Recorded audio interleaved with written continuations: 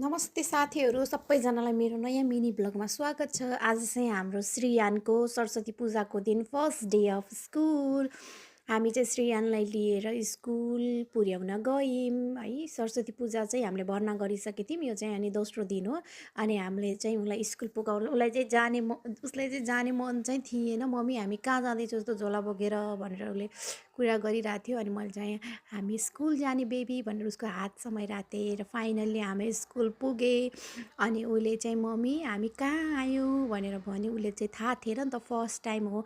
अनि हामी सरस्वती पूजाको दिन पूजा गरेको थियो नि, त्यही घर हो यो भनेर सोचिरहेको थियो उसले। जय जय भगवान् भनिरहेको थियो। म्यामले उसलाई बोकेर खेल्ने गाडीमा राखिदिनु भयो। साथीहरू ऊ एकदमै खुसी थियो।